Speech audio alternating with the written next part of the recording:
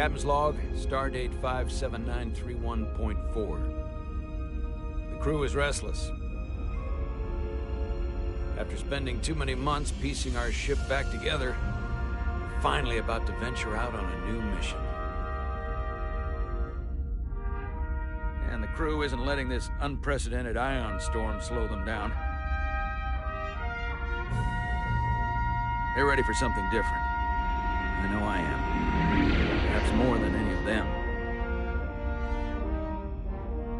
Fortunately, nothing ever stays the same. It's entropy, the nature of the universe. Change is inevitable. And while entropy says order gives way to chaos, in this case, change is good.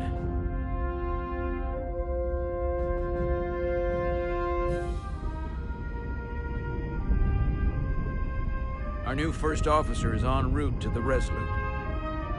Jara Rydek. I know she'll bring a welcome dose of new blood to the crew.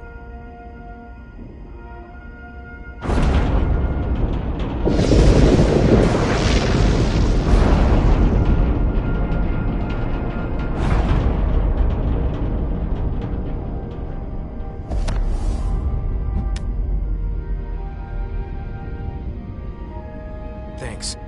No problem. I'm not great with flying.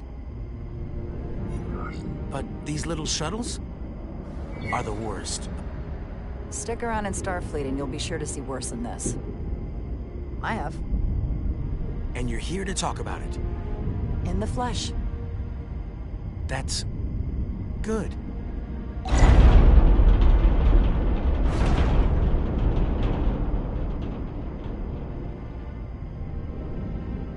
Sorry, I'm a little anxious. I hadn't noticed. I'm on my way to my first assignment. When we get to the starbase, I'm transferring on to the Resolute. So am I. It won't be easy for Jara to step in at the 11th hour like this. But if she's half the officer I knew she could become when she was a cadet at Starfleet Academy, she'll be the XO this ship needs right now.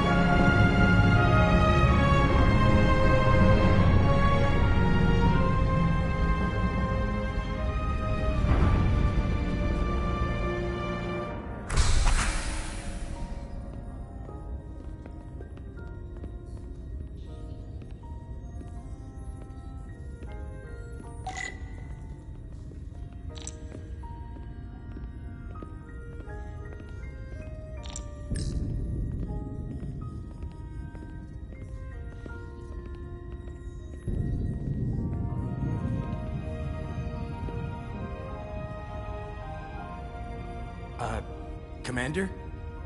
I'm not usually such a nervous wreck, by the way. I actually did well at the Academy. Oh yeah? Maybe you've heard of the Torvalin test? Sounds familiar. It's a tactical simulator that makes the Kobayashi Maru look like a picnic on Pintaris 5. Anyway, I finished in the top 20. Not just in my class. I mean, all time. In the history of the Academy. So, there's that. Simulations are great for training, but they're not quite the same as the real thing. That's fair. I guess I'm about to find out.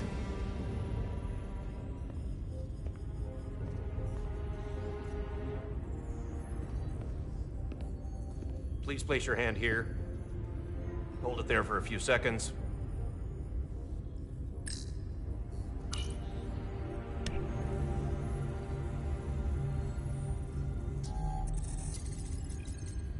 Welcome, Commander Rydek. Wait, you're Jara Rydek? You absolutely crushed the Torvalin test. You finished in what, like the top 3? That would be me. Now I'm really... It's an honor to meet you, Commander. Sorry, I didn't realize before. I just came off the shuttle and was glad to be on solid ground. When people say top 3, what they really mean is 3rd place. I'm not first, so there's always room for improvement. I'll, keep working then. I believe Commander Ermot is expecting you. He's in the concourse just ahead. See you on the Resolute.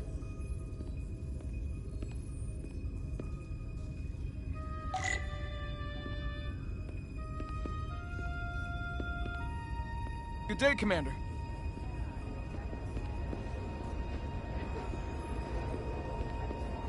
If I remember my briefing, Commander Ermot is a Bolian, so I'm looking for someone with blue skin. Yeah, I'm just... Well, I'm not sure where my departure dock is. The Resolute's gonna leave without me. Look here. The Resolute is leaving from this dock. Oh, you're right. Nerves must be getting to me.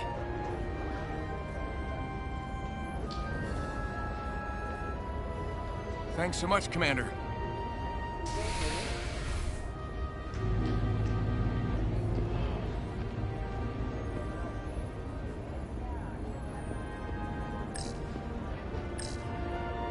Excuse me.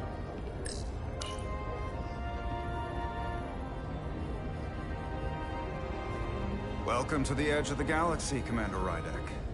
I'm Commander Jan Ermot, Operations Officer on the Resolute. Commander? I hope there wasn't too much trouble getting here. This storm isn't making anything easy for us right now. It was perfectly fine. No trouble at all. I'm glad to hear it.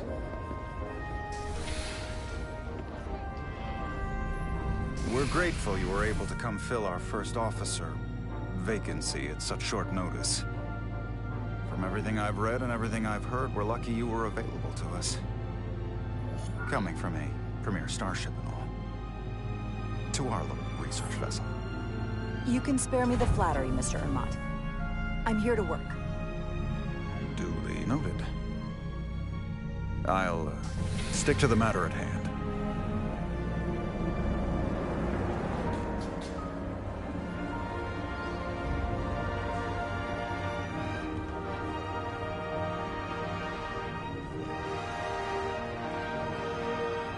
USS Resolute.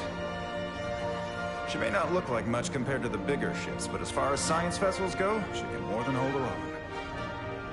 And she doesn't look so bad considering 6 months ago she was nearly cracked in half, venting plasma, fighting for her life. It was an accident? Equipment malfunction. An accident suggests fault, but no one's to blame. It was a planned test, but the warp core was pushed beyond its limits. It destabilized the dilithium, there was a runaway reaction, and the warp bubble deformed. We thought we could reach a higher resonant frequency, but it was more than she could handle. Cost us our first officer and 22 of our crew. At the end of the day, we're all responsible for each other. With hundreds of crew members aboard the ship, it could have been so much worse. True, but you never think about it that way. You can't help but replay events in your head and think about the things you could have done instead. Listen, I realize you've known Captain Solano for quite some time, and I'm sure you're ready to bring your best. But I should warn you that when the captain announced you would be the new first officer, there were those who felt it was a mistake, that he should have promoted from within. So you might want to tread lightly at first. Until they come to value your contributions as much as he does. All due respect to anyone that feels that way. They're gonna have to get over it. I'm here, and I have a job to do, just like anyone else. That's true, but I wouldn't say it like that. Starfleet has assigned us a high-priority mission to the Hotari region. I'll let the captain brief you on board. I know he's eager to see you. Will we be mission ready in time? We have every intention. The crew has been working around the clock to get the ship ready. There's still so much to do.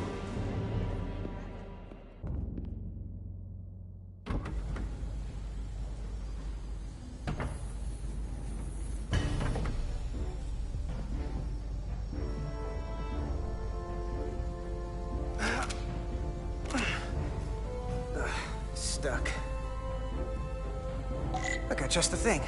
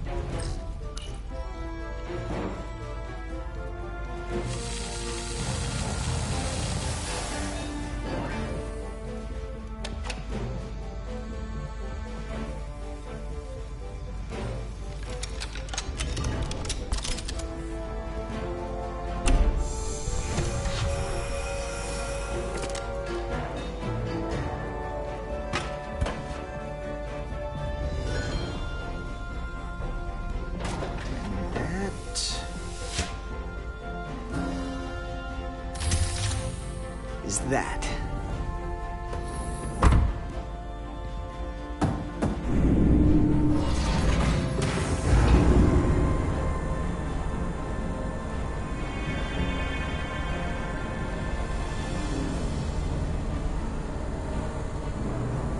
I thought that thing was totally fried.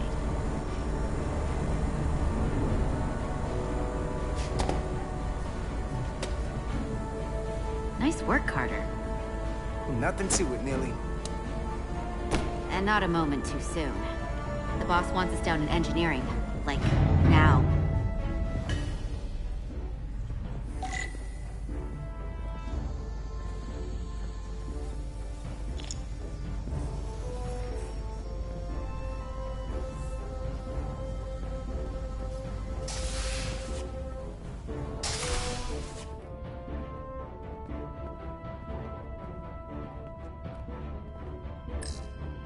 Good to see her fully operational again. And if she breaks, we'll just fix her. Junction 34B gives you access to the tubes behind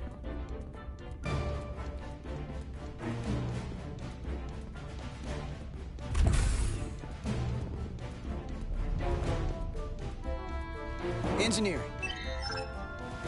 I heard the new XO just arrived. Won't be long before we get underway. I just hope whatever Chovak called us down for, it's something good. I can never tell with him. I'd rather not end up degousing plasma manifolds. Hanging upside down makes me queasy. Ah, what's the matter, Neely? Afraid of a little hard work? A little hard work? Really? A little? 6 months of putting this ship back together is a lot of hard work. Yeah, and here we are. Just about ready to go.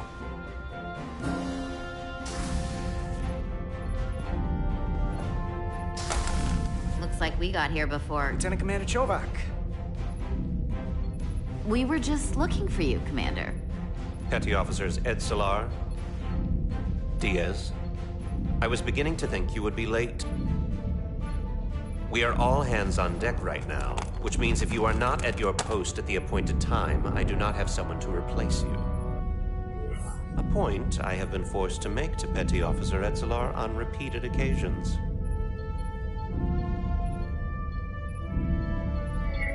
So you're saying we're irreplaceable, Commander? That is one interpretation. Another would be that I would replace you if I could. You can interpret as you see fit.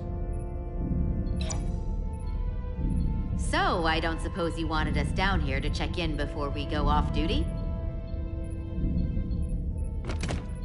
Equip yourselves in EV suits to work on the exterior of the hull. I need you to tune the structural integrity field for optimal performance. The subspace distortions and ionic interference we are experiencing are preventing the proper calibration. But this ship must be ready to depart shortly, despite the storm. The precise nature of these disturbances are not fully understood. But many systems have been affected by the wide band of emissive activity.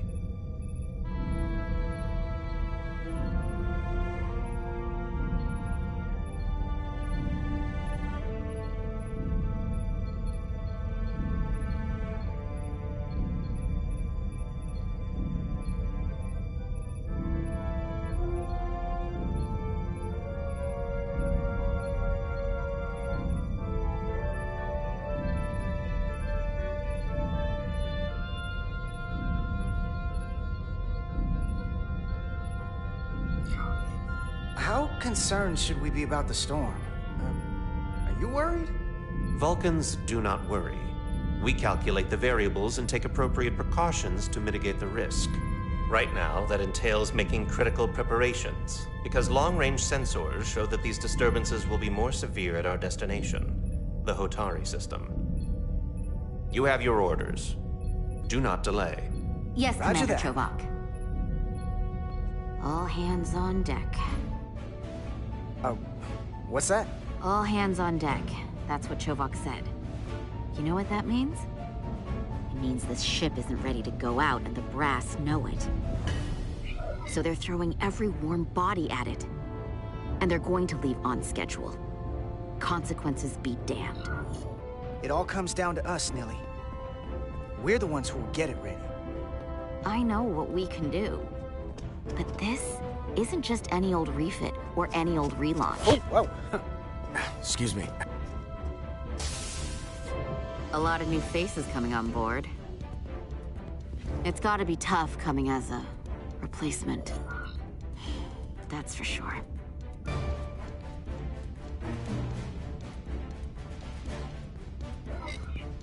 We've been through a whole hell of a lot as a crew. They're gonna have to prove themselves before they're really one of us. Yeah, you're right. Anyone could look serious in a clean uniform. Show me what you can do when everything's falling apart. Hold on. Now there's an old face I didn't expect to see again. Hey, Miranda! You weren't gonna leave without me, were you? Miranda, you're here? We thought you were staying on the Adirondack. Transfer came in at the last minute, so I figured I'd slum it on this bucket of bolts. Looks like you got her back together pretty nicely. I wasn't sure what to expect. Don't talk badly about one of the best ships in all of Starfleet. We've rebuilt enough of her by now. She better be one of the best. We'll see about that. But I am glad to be here. He still owes me a bottle of Saurian brandy. Don't think I forgot. Oh yeah, it's coming back to me now. Maybe Carter can rustle up that bottle and we can give you a proper welcome. As soon as we wrap up this quick little spacewalk.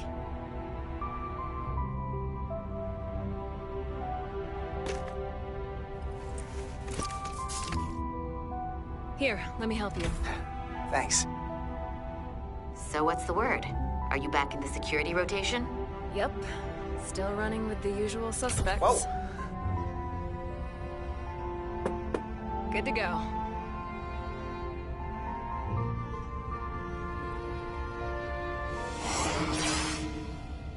See you on the other side.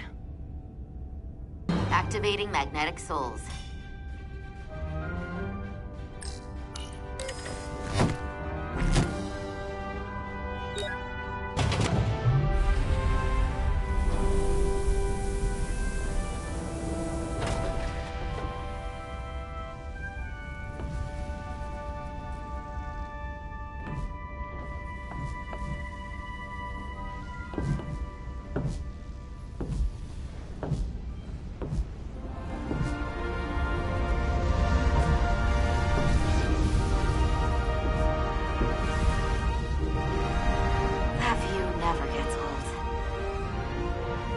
Go.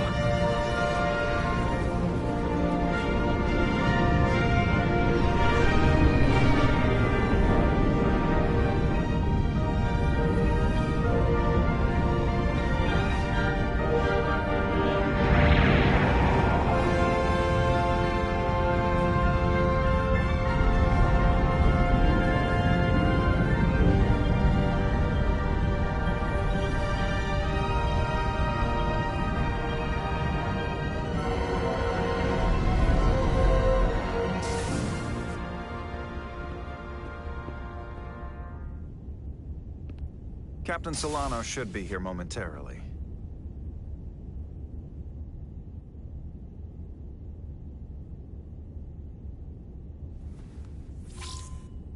You'll have to forgive me, I don't know much about Kobleods. But my understanding is you need a steady supply of duridium to keep your cell structure stabilized, or bad things start to happen. And we have plenty of duridium in sickbay, so there's no risk of running out. Thank you. Feel free to make yourself at home. And help yourself to whatever you like from the replicator.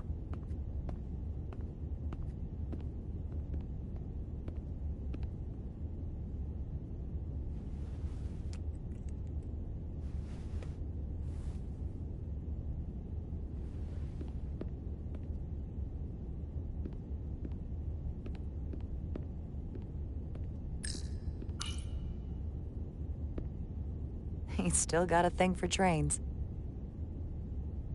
The warp engines of their day, apparently.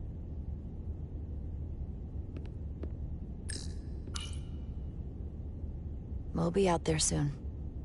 Going where no one has gone before.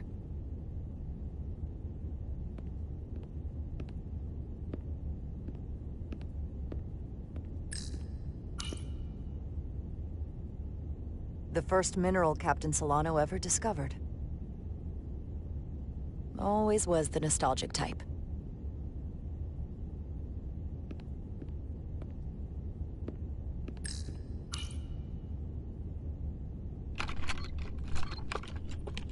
Can't wait to plot a course myself.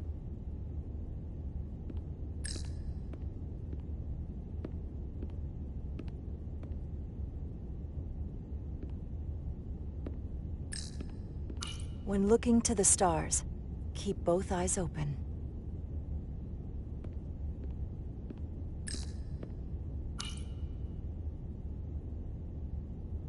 I can't believe he keeps this around.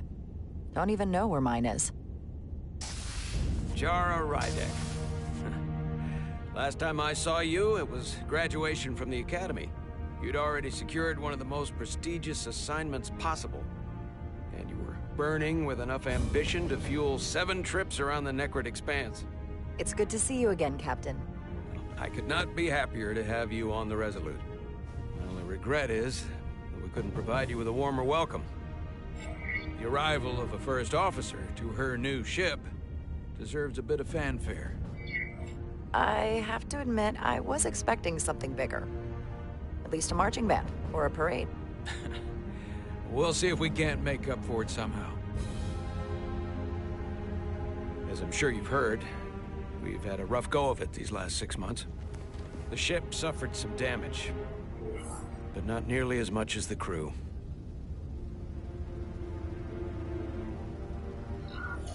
I assume you mean the accident. That's right. The tragic accident, really. We were on the verge of a major scientific breakthrough. A quantum leap forward in warp core technology. 10,000 teradynes per second. The ability to travel at a sustained rate of speed longer and faster than we ever dreamed.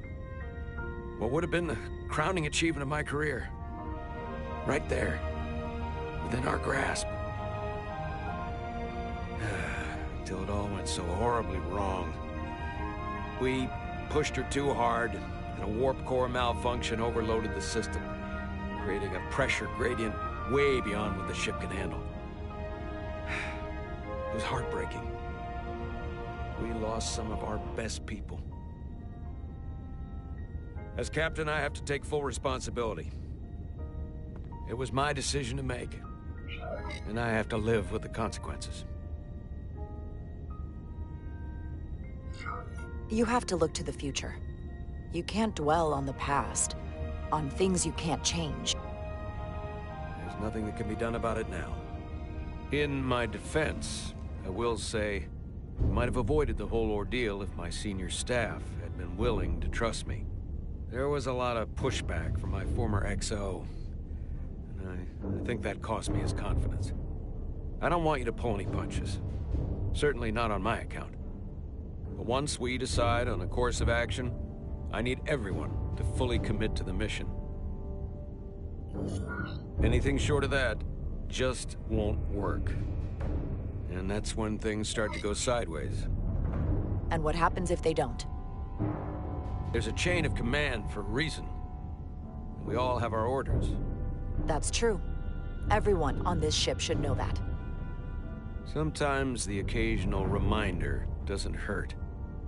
Look, I'll be blunt. We can't afford another mistake. Or at least, I can't. feel like my career is hanging in the balance here. We need a win. Something to restore the crew's confidence. I understand. On a more positive note, Starfleet has tasked us with what they're calling a mission of the highest priority. Escorting a senior diplomat to Hotari space. Two previously peaceful and otherwise non-aggressive civilizations now find themselves on the brink of all-out war. So it's a peacekeeping mission. I see it as a golden opportunity to not only prove what the Resolute and her crew are truly capable of, but also a mission for which we're uniquely qualified. This ionic storm. Our long-range sensors suggest it's several orders of magnitude stronger than anything on record. A total anomaly like nothing we've seen before. And you'll never guess where it leads. Hotari. Exactly. Very nearly in the precise location where we're headed. Where I imagine the interference will be exponentially greater. But the diplomat will brief us on the details at the rendezvous. So basically, we're being sent into the eye of a storm, more powerful than anything on record. Well, yes. But we're taking every precaution. But I don't want to get ahead of myself. I expect we'll have some rough sledding when we arrive, so I need you to prepare the crew for the worst. There's just one more thing I want to clarify up front. The metric that for me will be the ultimate measure of your success. What is it? If after serving as my first officer, you don't one day find yourself with a ship of your own, then I will consider it my personal failure. When that might happen is entirely up to you. But it goes without saying, you have my full support. Hopefully that day comes sooner rather than later. Pace yourself. Like I said, when it happens is entirely up to you. But first, you have to be willing to put in the work. Of course. Come. Let me introduce you to the crew.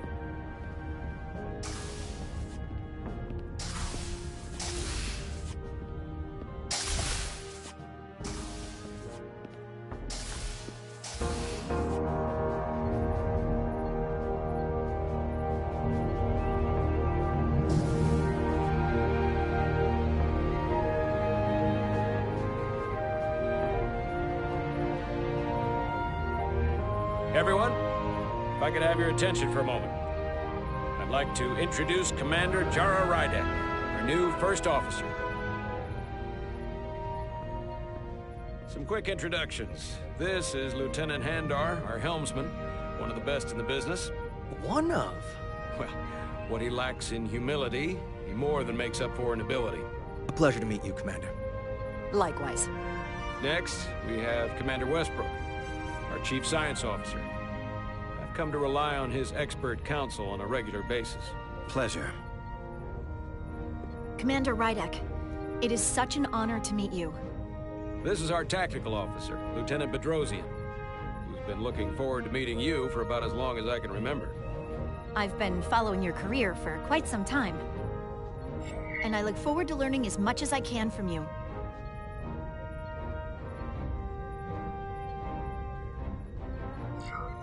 You've heard of me? Well, I have to admit, one of the reasons I've followed your career is because you're part Kobliad, because of what you've overcome. Starfleet stands up for people who can't defend themselves, and you were one of those people once. But since then, you've done so much to protect others who need it. I really admire that. So, you've been something of an inspiration to me. Not that I've done anything close to what you've done. That's very kind of you to say, but enough about me. We have a lot of work to do. Oh, yes, of course. And then, of course, you've already met Commander Ermont. Please, do everything you can to make Commander Rydek feel at home here. I'll be on the starbase. I have an urgent meeting with the starbase commander to get our authorization to get underway. If they drag their feet any longer, we won't make our rendezvous. The bridge is yours.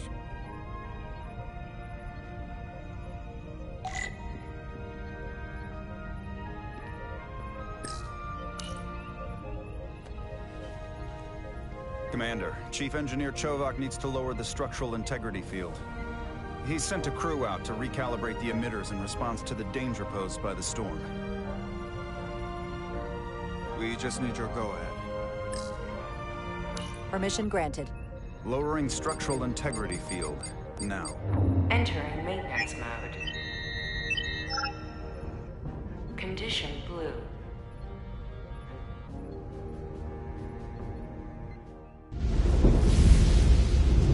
The storm is getting worse. Looks like they turned off the SIF. Great. Let's get to that emitter.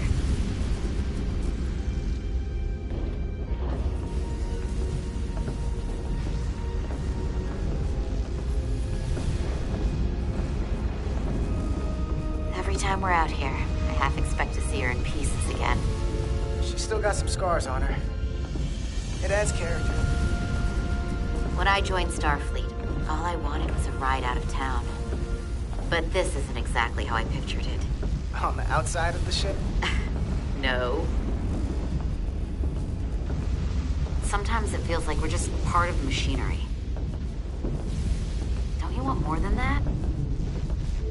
I mean, Starfleet is noble and all, but it's still a machine. A massive, massive machine. Now, what are you complaining about? We got the best seat in the house out here. You wanted to get away. I enlisted because I didn't want to wait years just to get out and see the galaxy. I wanted to go somewhere, see new worlds, look up at a sky no one's ever seen before. Just because I'm cranking a hyperspanner up in a Jeffries tube today doesn't mean that's all I'll ever be.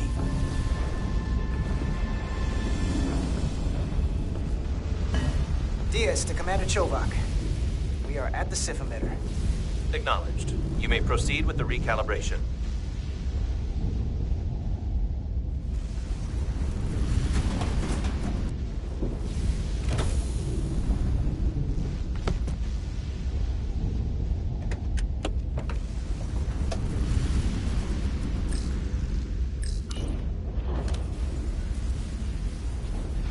Beginning recalibration.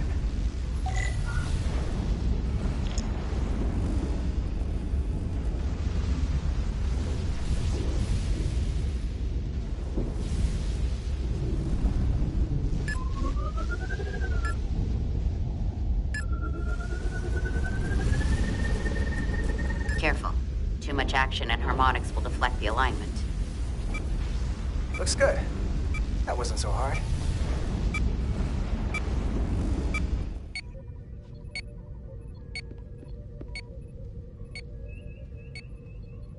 Commander Westbrook, right? Chief Science Officer. You remembered my name and my rank. Impressive. Yes, I'm the Chief Science Officer, and I have the dubious honor of being the most senior officer on this bridge. I know this ship inside and out. Better than just about anyone. You seem to think very highly of yourself. With good reason. I'm curious, though. A Kobliad, or half in your case, is an odd choice for first officer, given your vulnerable condition and all. But if, as an example, we found ourselves in a hostile situation, and you were suddenly incapacitated because you needed an infusion, what would happen then?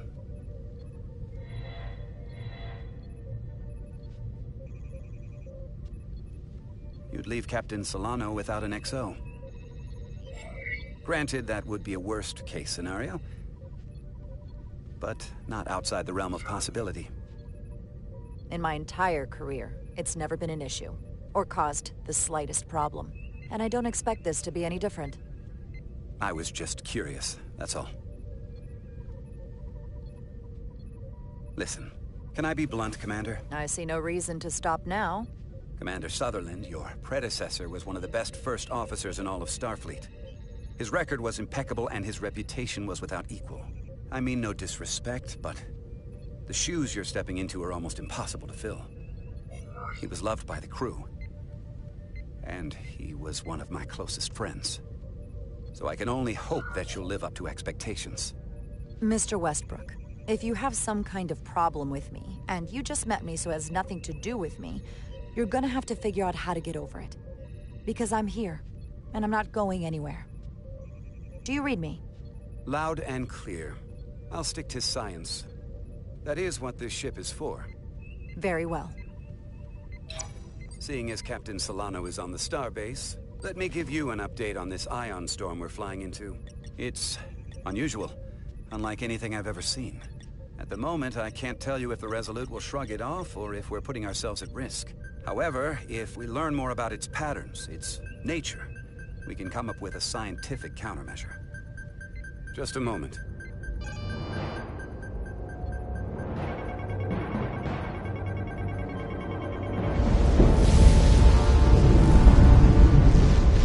We've got a massive energy wave inbound. On screen.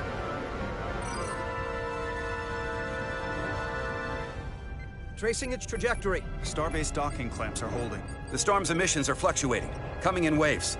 And if my projections are right, we're about to get hit by a wideband burst of ionic energy. Like a tsunami. I'm reading power abnormalities all over the ship. Red alert! Aye.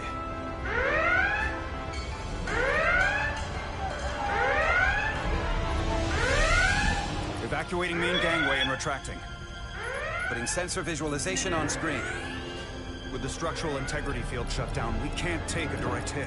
Time to impact. 1 minute. Shield systems are severely impacted. We have limited protection. I need every available solution. What are our options? We can weaken the impact of the storm with a deflector pulse. There's a better way. I'm sending all auxiliary power to the deflector dish. Send the aux power to the shields. We can't reactivate the entire shield bubble, but it's a directional threat. So we can orient all we have towards the wave. You have to believe me. We only get one shot at this. We can't afford to get it wrong. That's right, which is why we need to send power to our shields.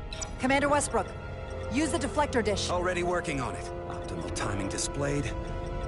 It's going to be tight. Good. Send the pulse on my command. Now! No, that was too early.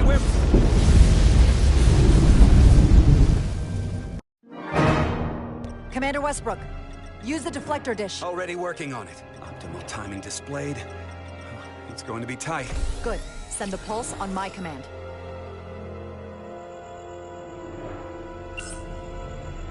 Now! We got it! This is it! All hands, brace for impact.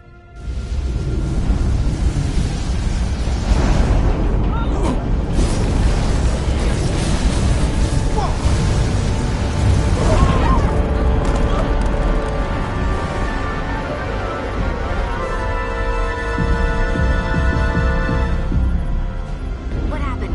We have experienced a surge of radiation. Oh, you don't say. This radiation supercharged the plasma, forcing it to backflush through the system and creating a dangerous imbalance. Blow out every primary system on the ship. Just tell us we can do this. I need you to traverse the hull to the access port to recalibrate the port nacelle plasma regulator.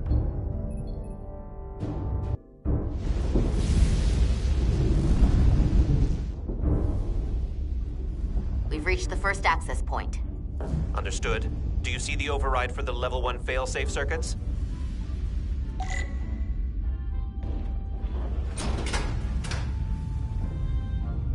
Affirmative.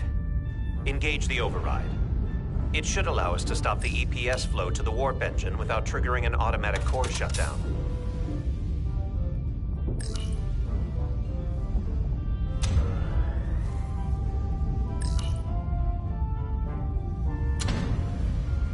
Failsafe override engaged. Are you sure? I am registering some crosstalk in the bypass circuit.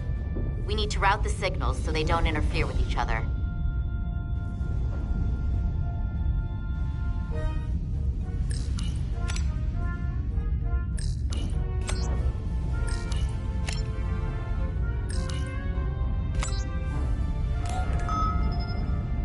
Diaz to Resolute. The failsafes are temporarily disabled. Moving on to the EPS regulator. Heads up, Carter. What is that? One of the discharges coalesced. It's coming right toward us. I'm gonna try to disrupt it with my phaser.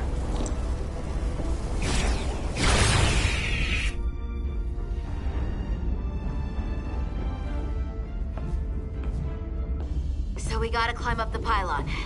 Not that there's really an up, but, you know.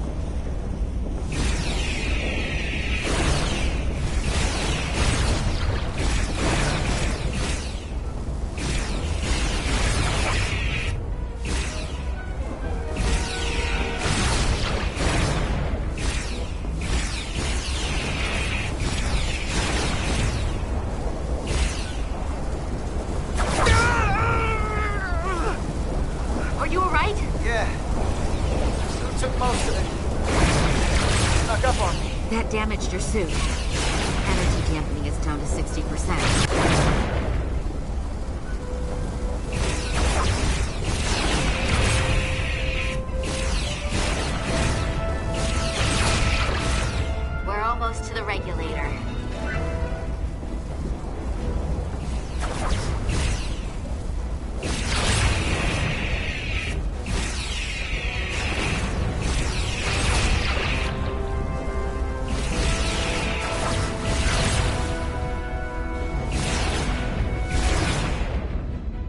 We're at the regulator point. Opening the access panel. And now halting the EPS flow to the port nacelle. We have little time before it causes an overload in the engine. You must work efficiently.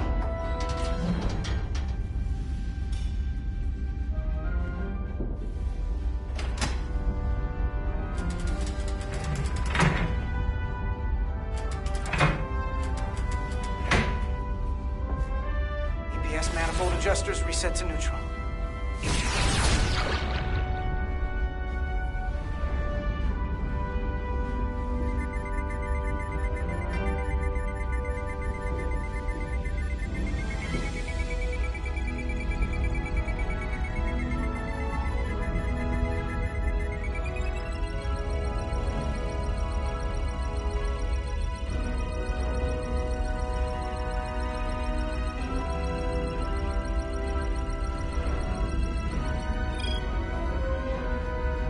EPS lines to the port warp engine are back in balance. Almost done. Once I cycle the manifold nozzles, Chovak can...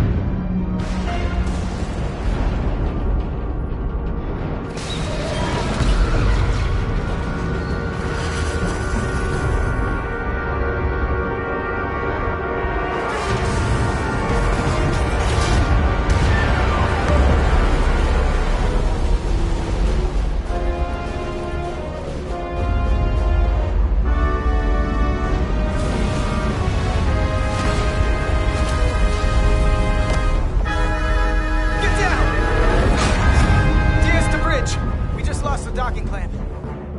We've got a lot of debris coming down. All vibrations, too. We can't finish the EPS regulation in these conditions. Please advise. We have to release the ship from that other docking clamp or the hull will be ripped apart. There's a problem. The clamps are supposed to disengage automatically in an emergency, but it's not working. Not working? What are our options? The docking clamps are fitted with exploding bolts for an emergency release. We've got crew out there. That'd be like setting off a bomb next to them. Maybe there's another way. Starbase is hailing us. Put him through. Resolute, the remaining mooring arm is failing. You need to disengage from the starbase now. The damage to the station will be catastrophic.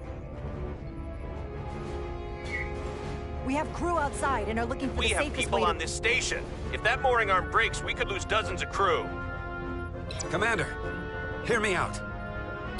Reverse the polarity of the hull, which theoretically will repel the docking clamps. And repel the engineering crew right off the hull into the storm. This is Captain Solano. Put me on screen. Go ahead. Captain, we have a situation. Commander, what are you doing? Blow the bolts on the docking clamp. The captain doesn't know the whole story. I'm giving you an order. Chara? Yes, sir. Disengaging the clamps. They're gonna get hammered with debris out there. The captain made himself quite clear. Reverse the polarity. There is protocol. And there are lives. We're going to blow the bolts. Starbase, stand by. We'll warn our crew to take cover. Get it done, Rydek.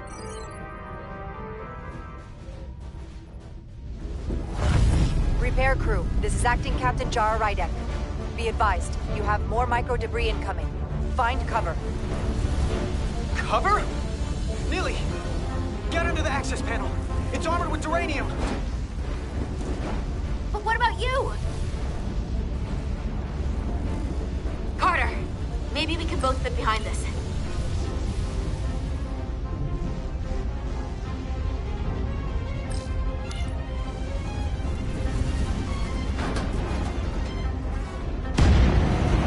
They've blown the other docking clamp. Hurry!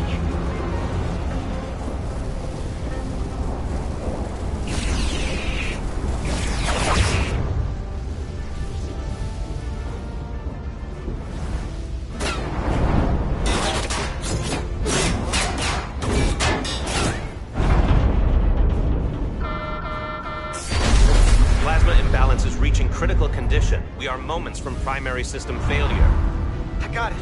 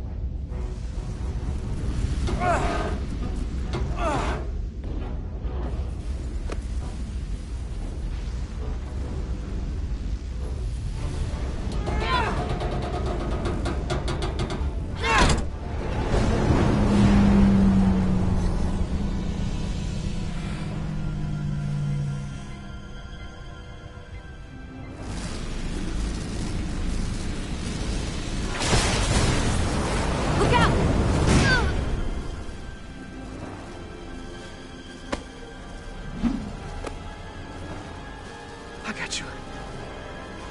Petty Officer Etzelar's hurt and unconscious. I'm gonna have to tow her back to the airlock. Mr. Diaz, the situation has changed, and you are at risk of triggering a substantial electromagnetic arc to approach the main hull the way you came.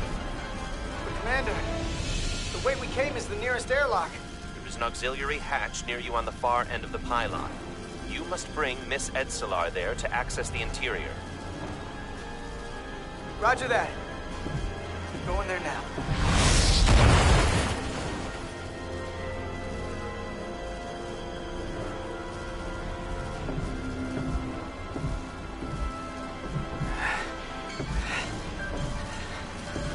I'm at the auxiliary hatch.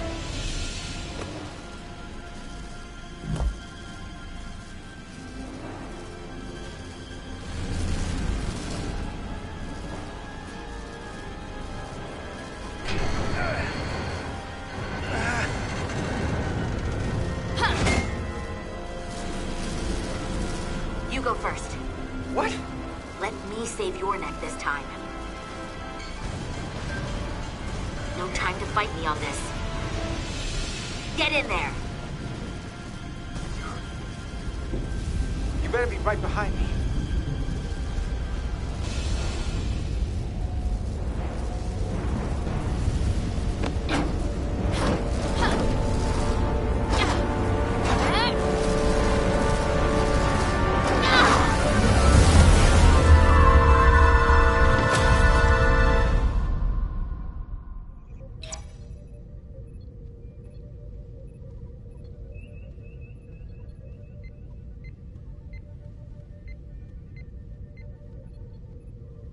We're in.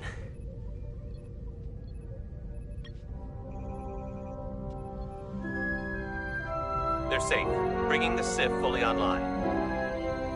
Do it.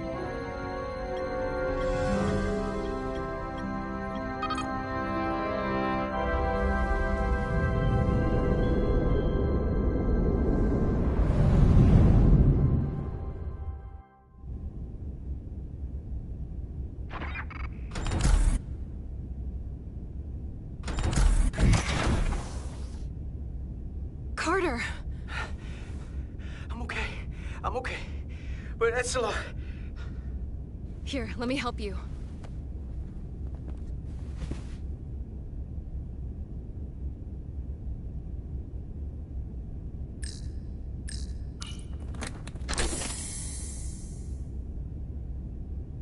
Medical. We've got one wounded at my location. Millie. Oh, man.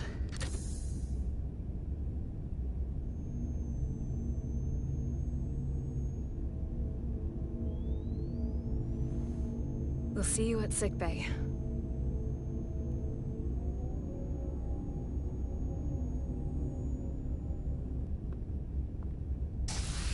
Status report. The repair crew made it inside. EPS flow is back to nominal levels. The SIF is back up. How does this affect mission readiness, Mr. Ermot? The Resolute suffered damage from the exploding bolts. But we've successfully moored to the station. The ship is secure. Our systems are coming back online, but we have a fair amount of repairs before we're ready to go. Put a halt on the roll-off of Starbase engineering staff. We have a schedule to keep. Send updates to my ready room. Commander Rydek, with me.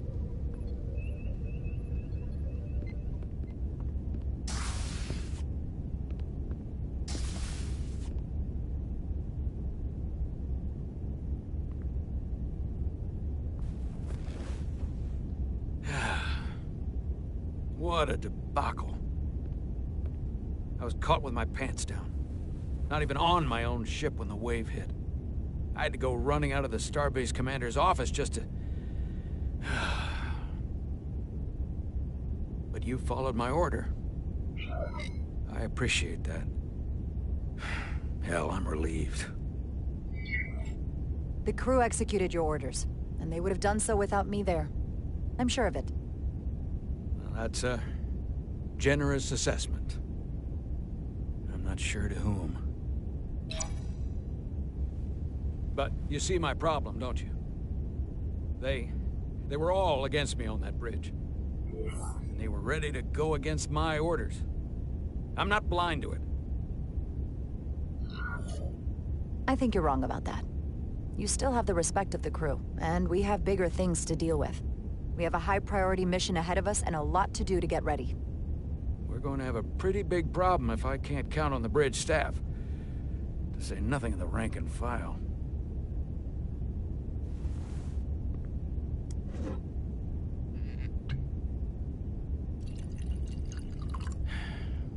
Oh. Drink? Sure.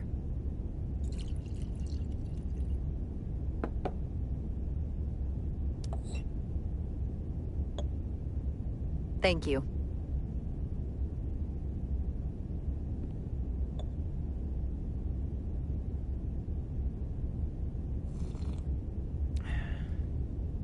Your predecessor, Commander Sutherland, is missed. But for all the adoration of the crew, including the senior staff, I just couldn't rely on him. He would question, undermine me in front of the crew. I sometimes think they still hear his voice. That sort of thing is a way of lingering. And you can't argue with a ghost. I'm not Commander Sutherland. I'm not saying we won't have our disagreements. In fact, I'm sure we will. But I'm also sure they will be different disagreements than you had in the past. Perhaps that change will be enough. Now, this won't be easy. But I'm glad I have you here with me. Glad to be here, Captain. And despite it all, we got our final Starfleet clearance to depart. So if you'll fetch Mr. Ermot, we'll knock out the final details of any outstanding repairs, and then we'll set out for Hotari. Yes, sir.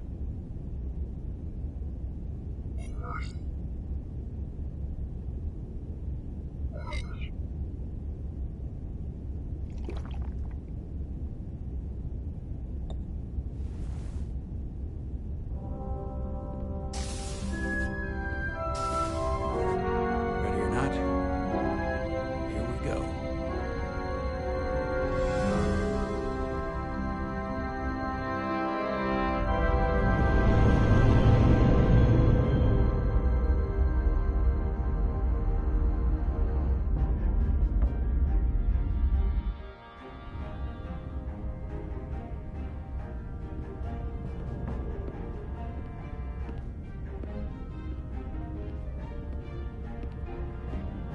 All departments reporting full mission readiness. We've got our full complement on board. This is my favorite moment, right now. The start of a new mission is always full of possibility. The Orion Syndicate could sell it as a drug. Don't let the Admiralty hear you say that.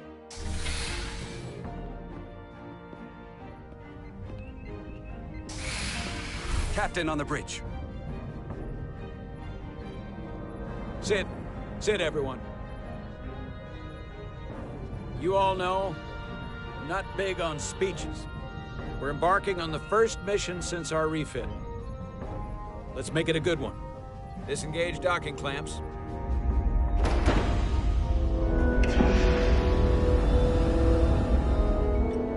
Docking clamps released. Thrusters ahead, Mr. Handar.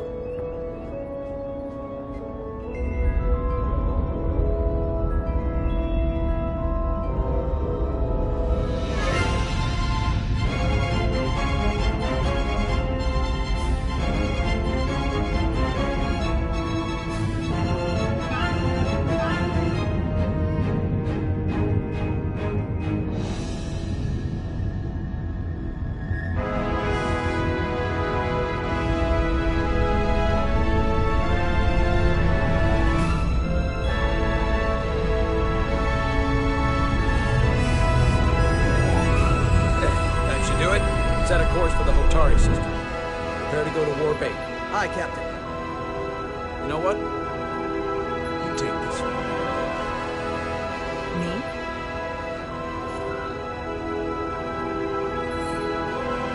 Helm. Make way.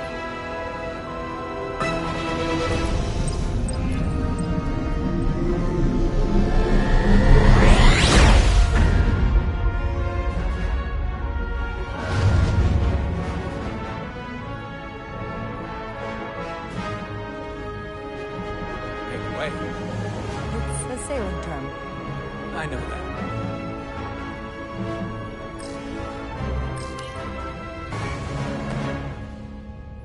Whoa. Careful. Thank you. I'm fine. Really, You don't look fine.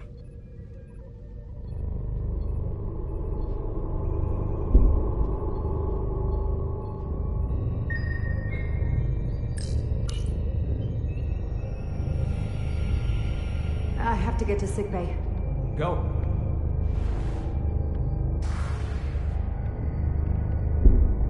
Commander, help me get her inside!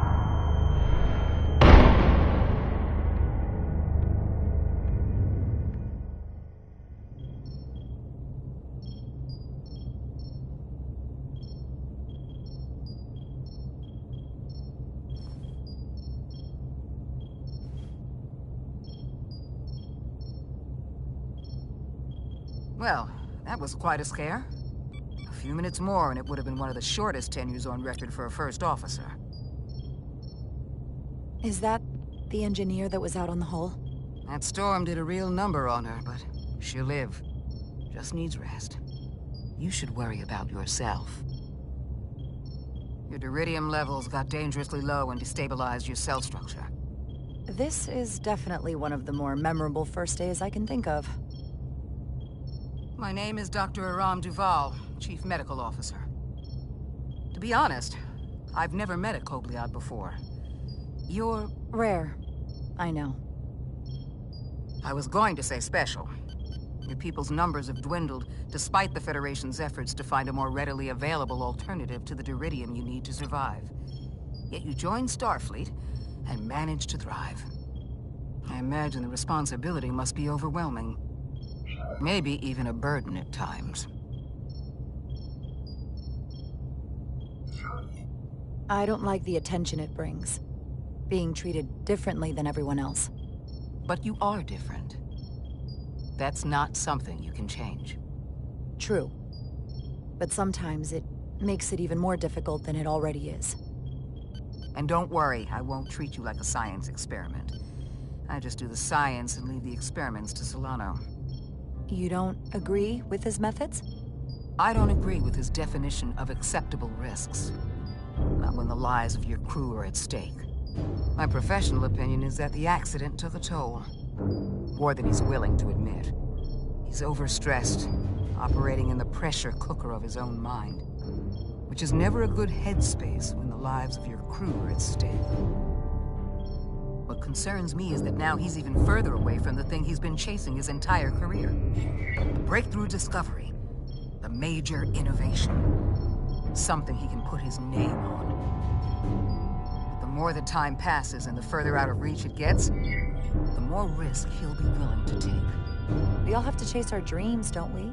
We need to take some risks. Isn't that why we joined Starfleet? But not at the expense of other people's lives. It's too high a price to pay. I have to admit, I was concerned when I heard what happened on the bridge. You just followed Solano's orders despite having better options in front of you.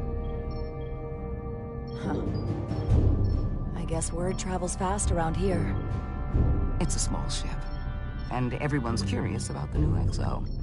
Fortunately, your cell structure's almost completely stabilized.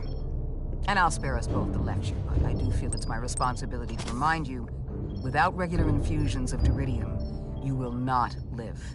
It's as simple as that. Understood. Then, my work here is done.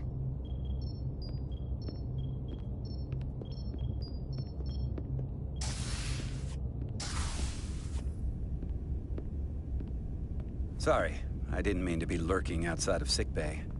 I didn't want to intrude, so it felt more appropriate to wait out here. We were all worried about you. Or I should say I was. I wasn't sure what was happening at first. But then I realized it was your condition. You sure you didn't come here to gloat? Remind me that you saw this coming the moment I stepped on board. Make no mistake, I like being right, and I won't be quiet about it when I am. But it didn't happen at the worst time. You made it through that. So I guess I was wrong. And a bit of a jerk. You trusted my intuition earlier, with the deflector pulse. I felt I should thank you for that. Well, thank you for coming. Even though you didn't have to. I wanted to.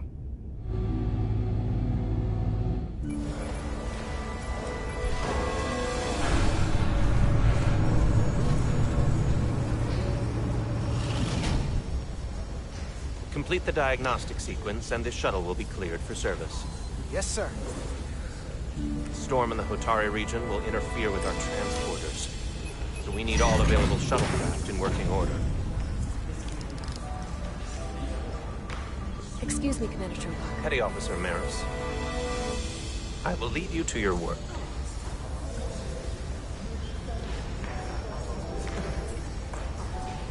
I stopped by sickbay and saw Millie. I figured you'd want to know.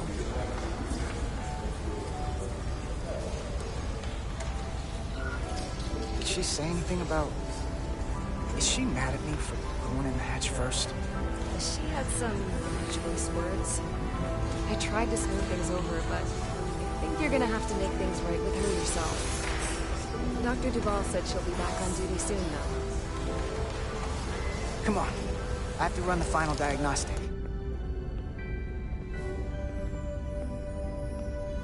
I can't stay long. I've got a long to-do list before we get to Hotari, and things are piling on faster than I can check them off.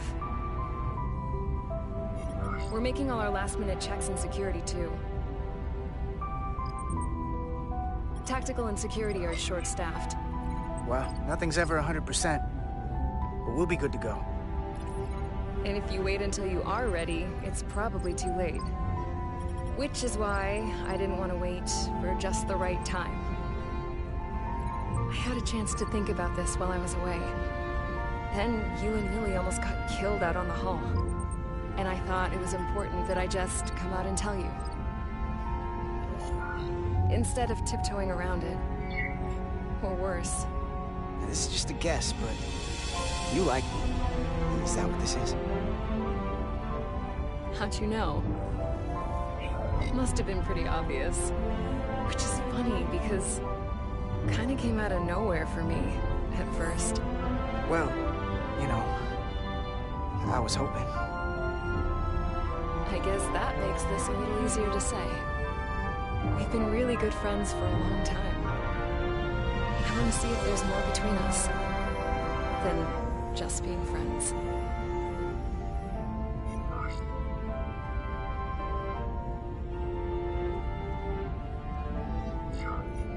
You don't have to explain it.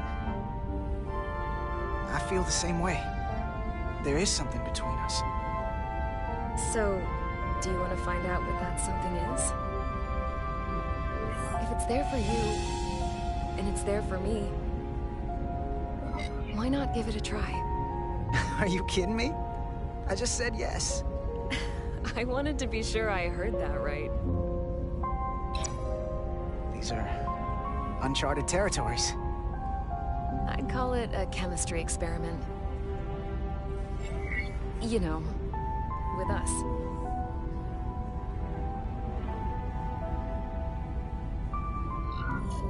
Inquiring minds are gonna want to know about this, so... Do you tell Nilly, or do I?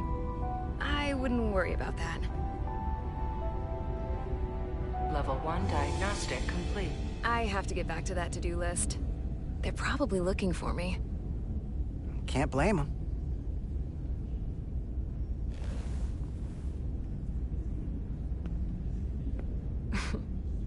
I'll be seeing you.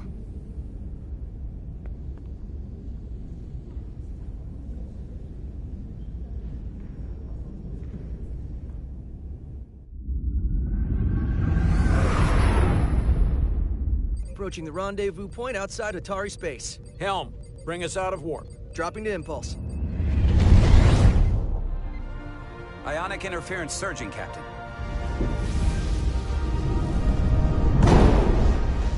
Shield integrity holding. We can take it. We are at the correct coordinates to meet the shuttle. Commander Rydek, find us our diplomat, if you will. Aye, Captain. Let's reduce the noise. Filter out environmental signals. I can manually tune what's left for Federation signal types.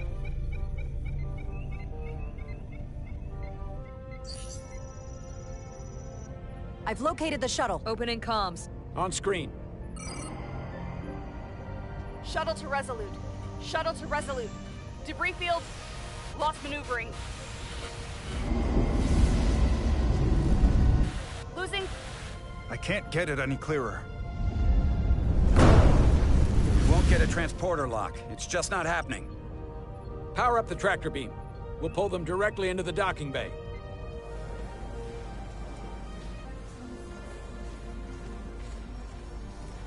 Diaz, you good to run the tractor emitter? Yes, sir.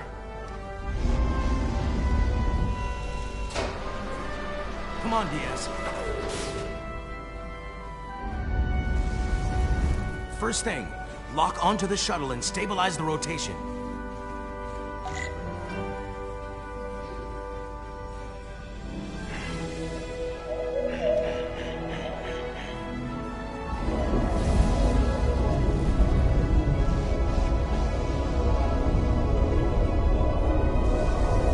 We're pulling in debris.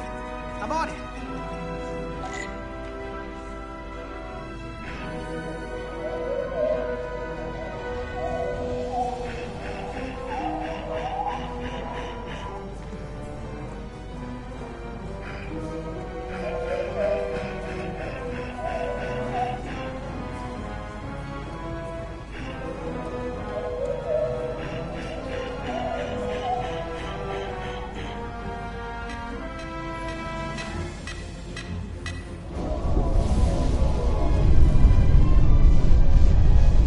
That's gonna take out the shuttle. Diaz, the bridge. There's a large piece of debris headed for the shuttle. The tractor beam can't handle it. Can our shields take it? I believe so. Commander Rydek, plot an intercept course. On it.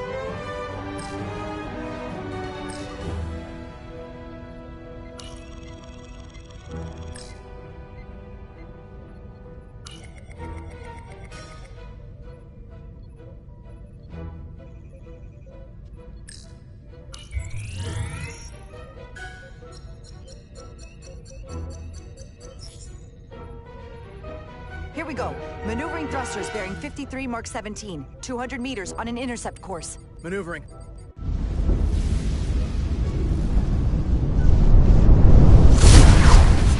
Got it.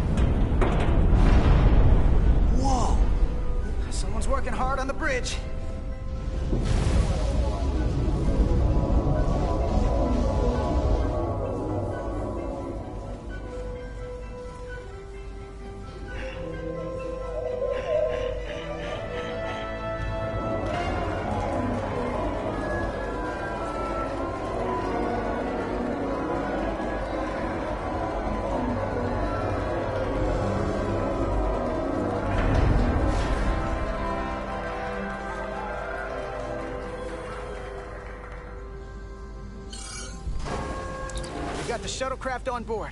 Good job. We're on our way down to meet them.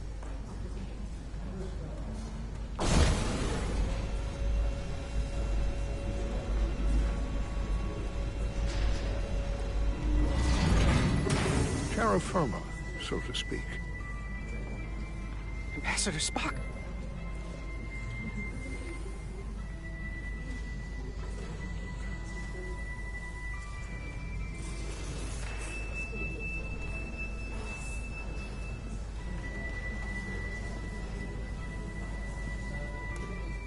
The captain will be right down to meet you, sir. In that case, I will wait for him here.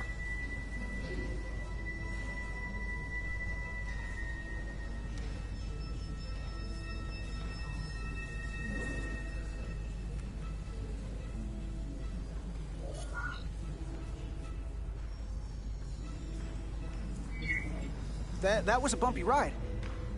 Are you all right, sir? There are some elements of space travel that I would prefer to have left in my youth, but I am, at present, unharmed by the ordeal. It appears I have you to thank for my safe arrival. Your assistance arrived not a moment too soon, if I may say so. You're very welcome, sir. I'm glad we could get you here in one piece. Indeed. We thought we were prepared for our arrival in Hotari space, but it is evident my craft was not sufficiently robust for such intense ionic activity. The storm has been pretty intense. There was an element that was most unusual. Before you came to our aid, our maneuvering thrusters and impulse engines were rendered inoperable. So we attempted a short traversal at warp speed, only to find that we could not achieve warp at all, even though our diagnostics computer showed no faults or anomalies. What do you make of that?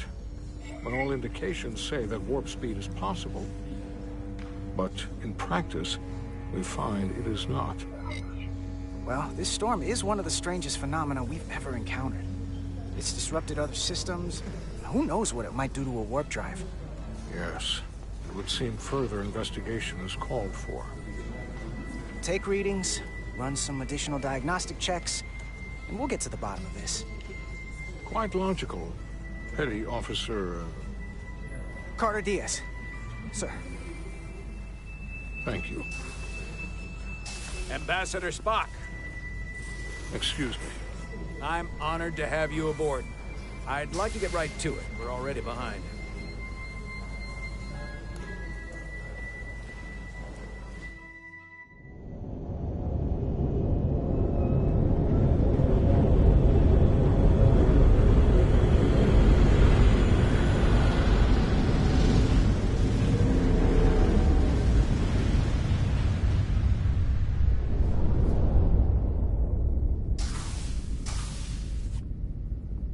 Ambassador Spock, my senior staff.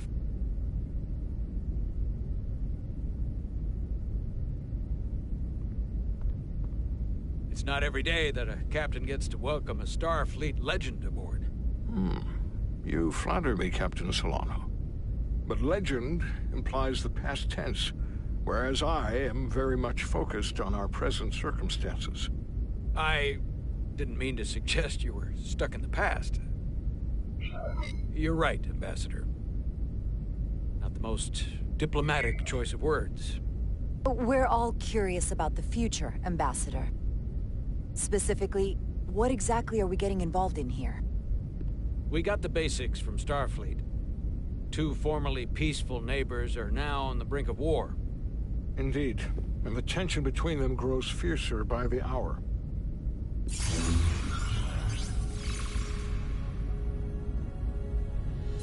Elydia and Hotari. Elydians are the more advanced species. They made first contact with the Hotari over a century ago. This is Tau, the Hotari moon. It is rich in dilithium, and for decades, the Hotari and the Elydians have shared a mining operation there. The Elydians provide the technological resources, while the Hotari have served as the labor force. The stability of that arrangement was the source of their peace, until recently. The Hotari have suddenly, and forcefully seized control of the mining operations and expelled the Illydians from their system. That is the official story, as told by the Hotari when they requested Federation mediation. But the details remain scant. Communications between all parties have been limited by the ionic interference.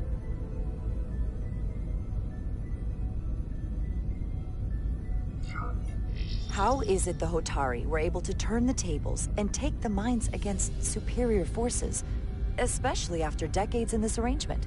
Unclear. The answer to that question may be the key to a new, lasting peace, and one that I hope we can uncover during these negotiations.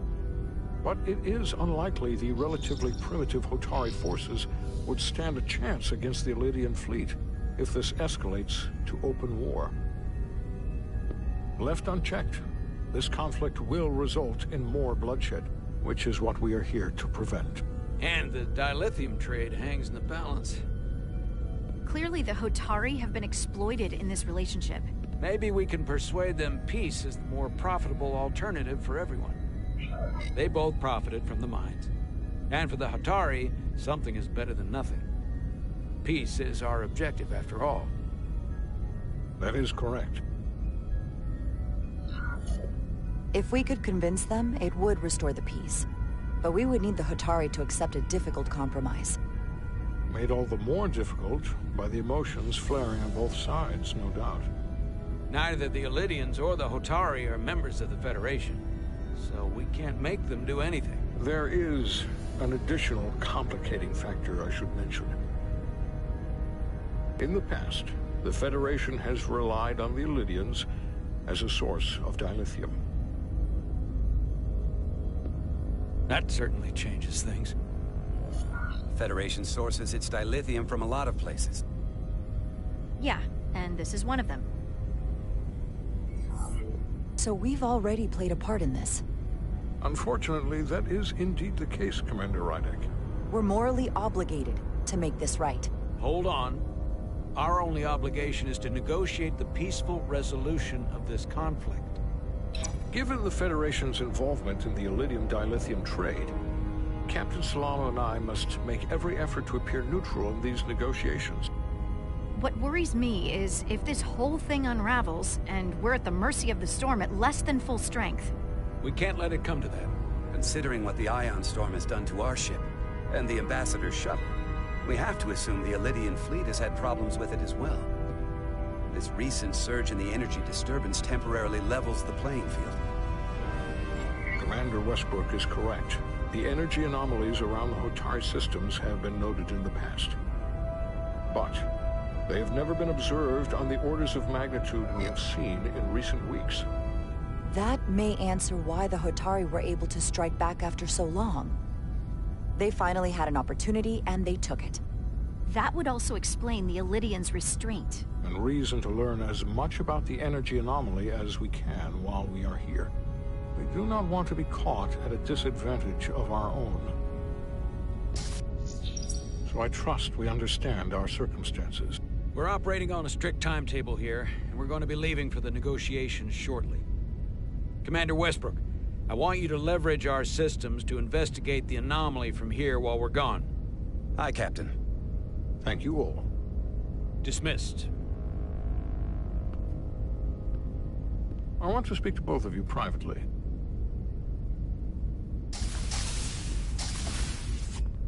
Ambassador Spock, I'd like to make a formal introduction. My first officer, Commander Jara Rydek.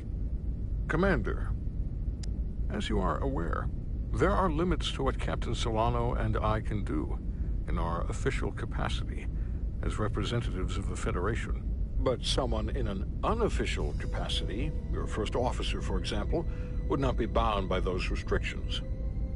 Commander Rydek could ingratiate herself to certain parties behind the scenes, where they may be more candid in revealing information that could lead to a resolution.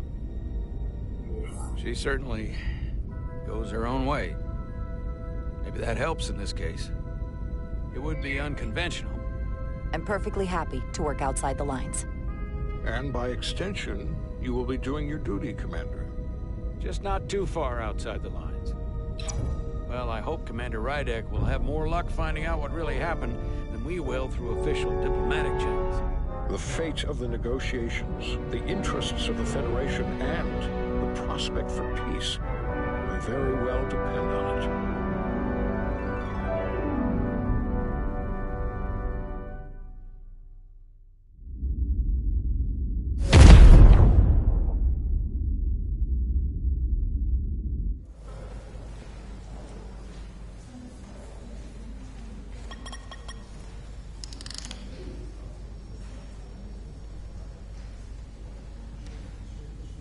Mr. Diaz, I understand you have already discussed the warp drive failure with Ambassador Spock?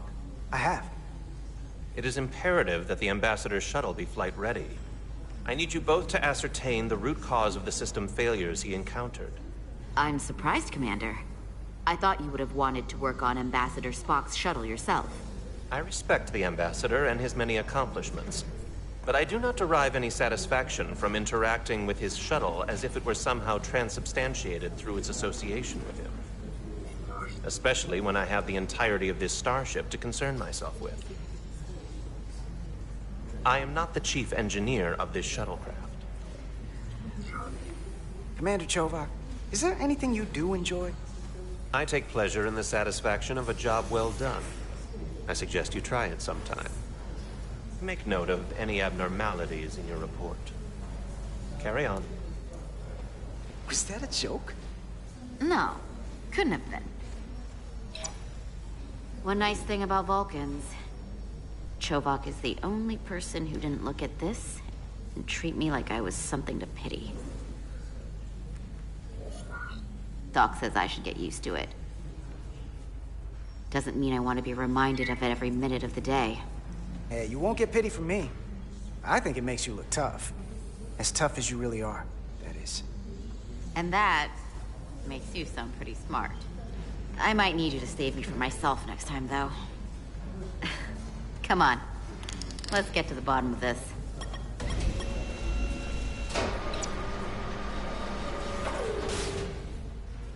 Ready to go? All set. Let's run the diagnostic.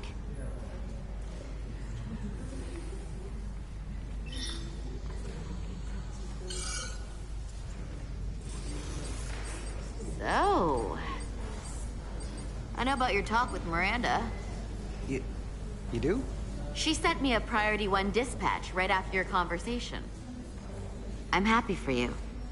Both of you. Thanks. But I'm only going to tell you this once.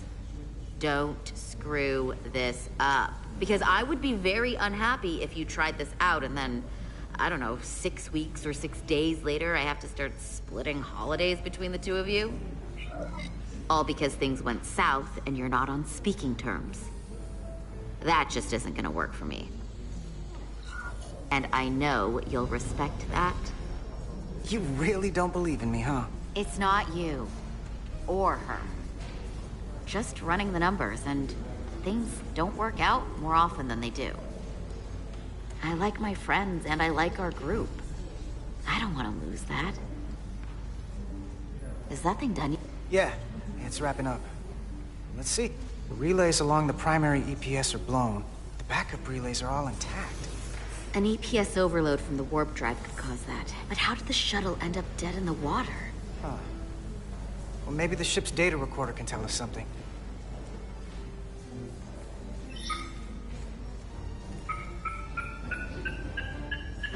Here. They were only about 8 minutes from their plotted warp point.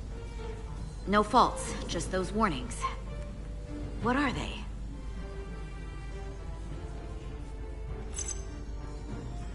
Subspace variance out of tolerance. What does that mean? It means the main navigation array lost sight of space somehow. Will the array going offline cause that? Yes, but it should have also thrown a fault code. The warp field became inverted suddenly. I've seen this happen when the center warp coil cracks. A cracked warp coil throws a fault code. Still, we should take a look.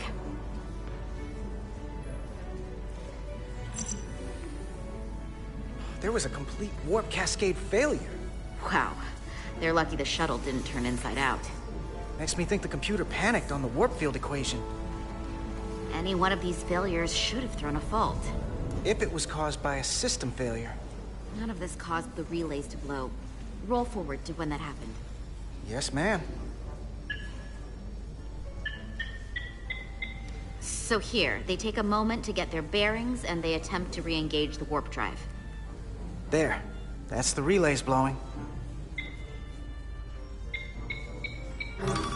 And look, there's another warp system alert. They're all the same. Subspace variants out of tolerance, or warp inversions. Finally, there's a complete warp cascade failure.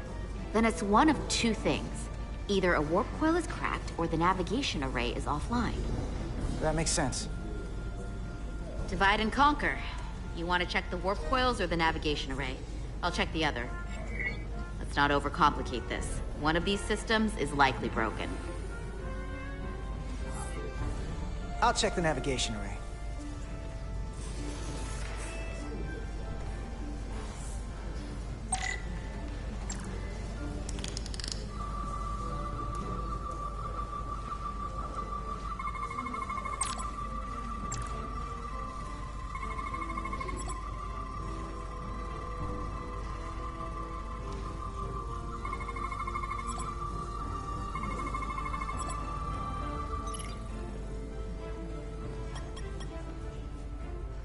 Navigation array checks out, so it must be a coil.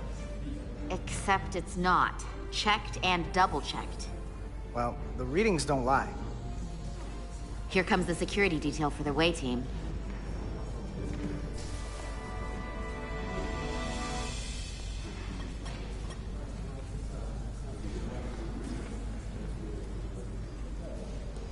Hey. I'm not here. We're escorting the negotiating team to the surface as soon as they come down from the bridge. I don't want to interrupt some important work. I was just hoping to see you before I go. The captain and the others will be here any minute now. Should be an interesting ride down to the surface. Well, we can't let the brass catch us slacking on the job. Just play along. This is a Mark IV outboard diagnostic panel used for troubleshooting shuttles and other medium-sized transport vehicles. Some people prefer the Mark V because it's one better, but the Mark IV is still one better than the Mark III. That all sounds very technical. Hey, Maris. Aren't these those button pushers you're always hanging out with? And you're the phaser jockeys we always beat in Parisi squares, right? All aboard for Hotari. That another one of the captain's railroad things? Gotta be. I just usually zone out by the time he gets to the whole steam engines were the warp drives of their day part. Catch y'all later. You don't want to miss your train. I do have to go.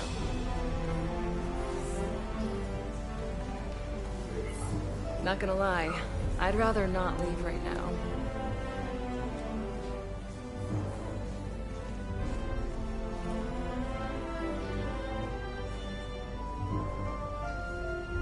That was nice.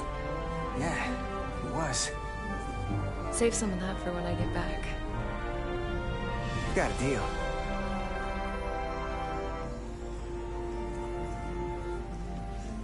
Be seeing you.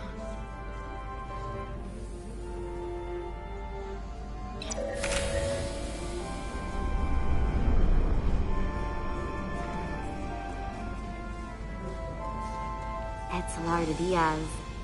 If you could float back down to reality, we still have a ways to go. All right, where were we? So, the warp coils in the navigation array are fine, but the nav computer doesn't seem to think so. I'm out of ideas short of field stripping the shuttle from bow to stern. You wanna take this out of the shuttle and throw it on the bench? Oh, real hands-on maintenance. I like it. Okay, the nav computer is patched into the ship. The ship's computer can double-check our work. If the shuttle's nav computer's putting out false data, we'll know it. Let's run through the shuttle's logs again. Running now.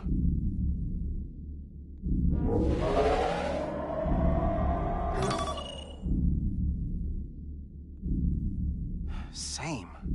Warp field inversion and a cascade failure. However, the Resolute computer doesn't show the same subspace variance. We're in the same conditions that the shuttle was in when it failed. Why wouldn't the ship's computer get a matching result? What if the subspace variance was a momentary occurrence? That's a possibility, and it would explain why the simulation under our current sensor readings failed to reproduce the issue. But a subspace anomaly strong enough to cause a warp field collapse would leave graviton ripples for days. Let's run with the momentary subspace variance theory for now. Roll forward to the shuttle's attempt to re-engage the warp drive. We need the conditions of space around the shuttle at the moment of warp failure. Resuming simulation.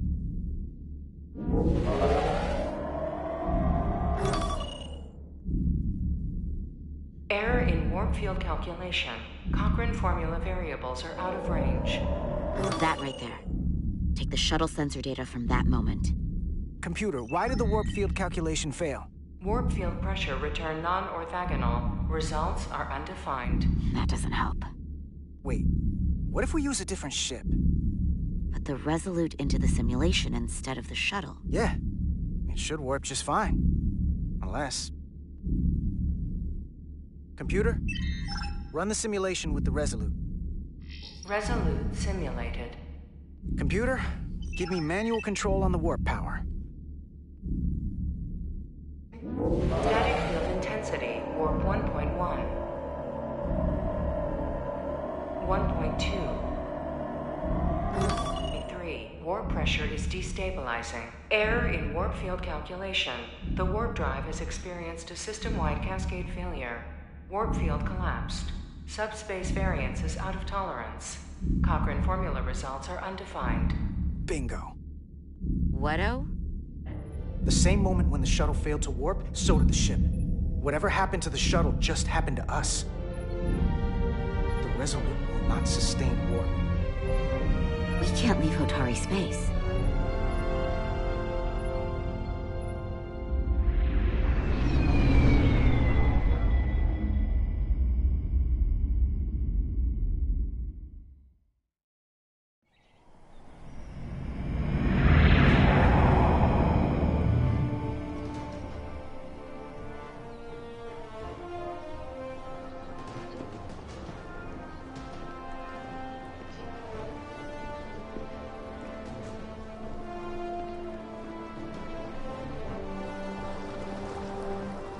Ambassador Spock, Captain Solano, welcome to Hotari. We are honored you have come.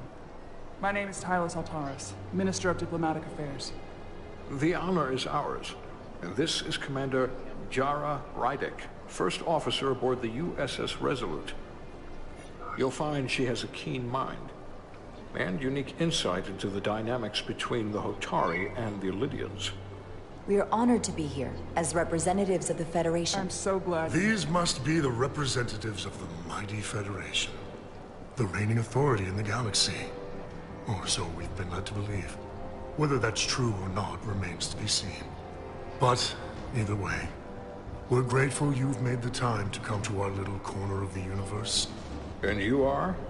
This is Galvin, and this is Sidron, the heroes of the revolt in the mines.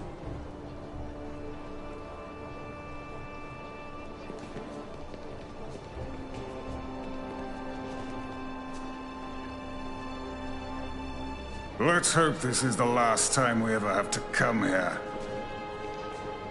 If you'll excuse me.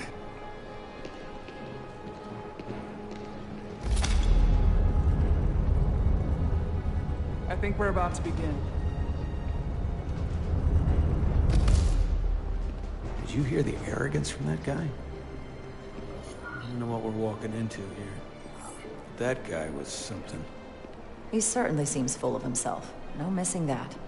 You could probably see it from orbit. What a piece of work. Remember, we are here at their invitation. We must remain deferential whenever possible. Of course, but even that has its limits.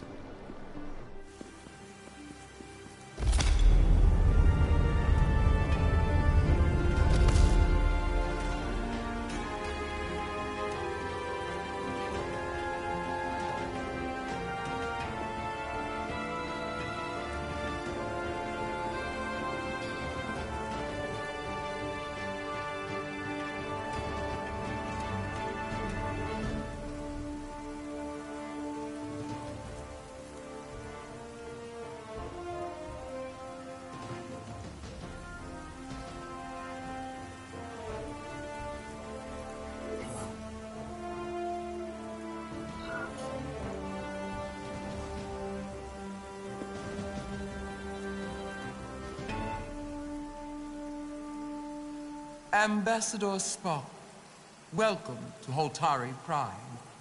The honor is mine, Your Majesty.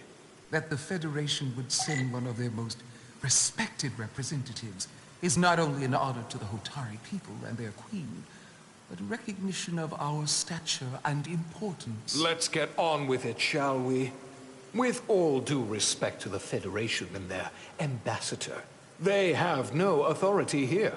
We are not members of their alliance. We are not subject to their rule, nor yours. We demand the immediate return of all mining operations to Elydian control, as it has been for centuries and will be for centuries more. That has always been our understanding. That understanding has changed. Then you invite war! And if you cannot remain silent, you will be silenced. But his point is well taken. What is the Federation's interest in this matter? Perhaps you would have us trade one oppressor for another? The Federation remains neutral. Our only interest is the peaceful resolution of this conflict. We are here at your request, Your Majesty. For now. I get the sense she's cut from the same cloth as Galvin. I thought they wanted us here.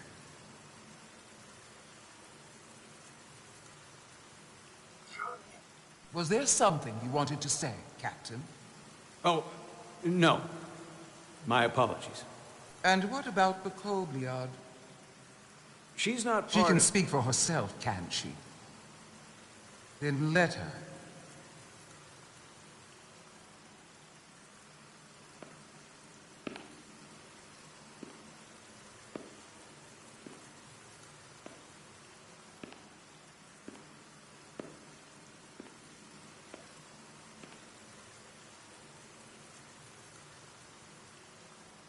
Now then, one should know their place. What you might be somewhere else is not what you are here. Which is standing before a queen. And a queen deserves respect. A bow is not too much to ask. Is Hotari Prime, heart of the Hotari system. My name is Commander Jara Rydek, Your Majesty. I prefer to be called by my name, not my species. Then I suppose that makes us even. Commander Rydek. You are Kobliad. Your people suffered brutal treatment at the hands of the Cardassians. Their injustice towards the Kobliad is as unimaginable as it is unforgivable. Not unlike how we have been treated by the Elydians. As much as they'd have you believe they are the victims here, remember it was the Hotari who attacked us. Hundreds of innocent Elydians were slaughtered without mercy in those mines. The blood is on their hands, not ours! Quiet! If after all the Kobliad suffered, you finally had the chance to right that wrong, to get out from under their control, would you take it? Or would you negotiate a peace?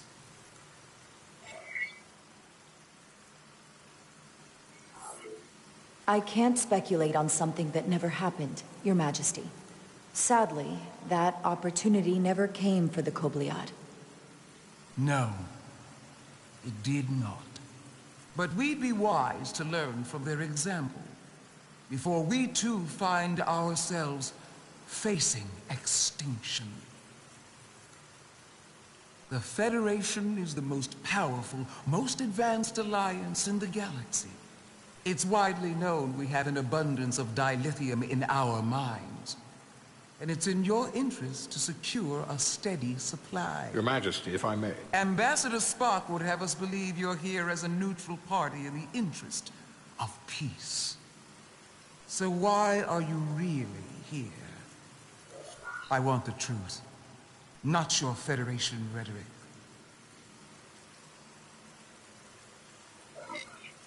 It's possible the Federation has an interest in both peace and securing a steady source of dilithium. One does not preclude or prevent the other. But that's just my personal opinion. Given the Federation has done business with the Elidians for decades, I would agree. It's entirely possible, if not highly likely. What they haven't said, but cannot deny, is a simple truth. The dilithium trade would not and will no longer exist without Elidian involvement. We created it for the benefit of everyone, especially the Hotari. We've given them warp technology. We've let them share in the profits. We've made their lives infinitely better than before dilithium was discovered. All of that goes away if the Federation turns a blind eye to their treachery. That is enough of your lies! The Hotari are quite capable of running the mines. We've done so for centuries. So tell me, who deserves control of the dilithium trade and the mines on Tau? Who should the Federation recognize? The Hotari or the Elidians? It can only be one or the other, not both.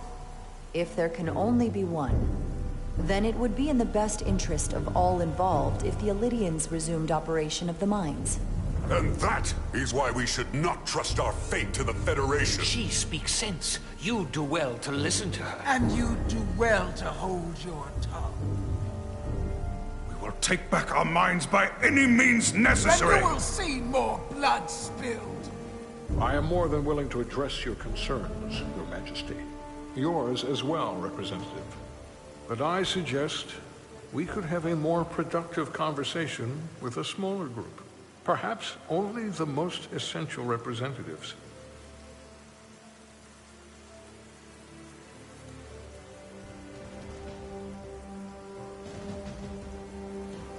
I would agree, Ambassador Spock.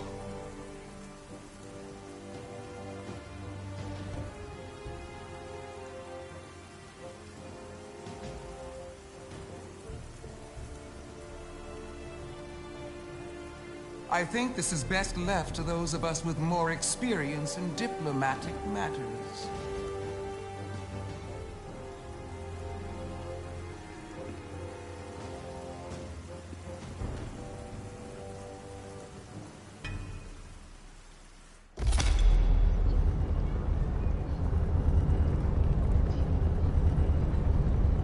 Spock and I will cover everything on the diplomatic front. You make nice with the locals and see if you can get some answers. We need to find out why the Hotari are so willing to risk war. What happened in those mines?